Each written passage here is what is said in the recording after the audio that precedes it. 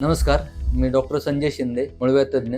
आज मी आपल्याला पेशंटच्या मध्ये सगळ्यात मोठी जी भीती असते की उपचाराच्या बाबतीत मूळव्याध उपचार जर म्हटलं तर पेशंटच्या मध्ये सर्वात मोठी भीती असते ती म्हणजे मूळव्याध उपचारानंतर माझी शौचावरील कंट्रोल, शौचावरील नियंत्रण तर जाणार नाही ना, असा पेशंटच्या मधला सर्वात मोठा प्रश्न असतो आणि त्याविषयी आज मी बोलणार आहे. ज्यावेळेस मूळव्याधाचा आजार होत असतो रुग्णाला, सुरुवातीच्या काळामध्ये सौम्य स्वरूपात असणाऱ्या वेदना नंतर हळूहळू वाढत जातात. कधी कधी औषधोपचाराने त्या पूर्णपणे बरे होऊन जातात, परंतु कधी कधी औषधाला पण त्या रिस्पॉन्स देत नाही आणि परिणामी आजार वाढत जातो. आजार वाढत असताना ज्यावेळेस आजार वाढतो त्यावेळेस त्याचबरोबर आजाराची लक्षणे वाढत जातात, आजाराबरोबर होणारे कॉम्प्लिकेशन वाढत जातात. सर्वसाधारणपणे ज्याला आपण म्हणतो भूक मंदावणे, ज्यावेळेस आपण शौचालयात ज्यावेळेस आग जास्त प्रमाणात असते, ठणक जास्त प्रमाणात होत असते, रक्तही पडतं, या सर्व गोष्टीमुळे पेशंट जेवणावर परिणाम होतो आणि त्यामुळे अशक्तपणा, थकवा जास्त प्रमाणात येतो. आणि हे सर्व होत असताना ज्यावेळेस आपण मूळव्याध तज्ञ डॉक्टरांकडे जातो, मूळव्याध तज्ञ डॉक्टर सांगतात की तुम्हाला उपचाराची गरज पडेल. तर पेशंटच्या मनात काय भीती असते की नको, उपचार जर करायचं ठरवलं तर मला शौचावरील कंट्रोल तर जाणार नाही ना, आणि शौचावरील कंट्रोल जर गेला तर मला जनमानसात करणे,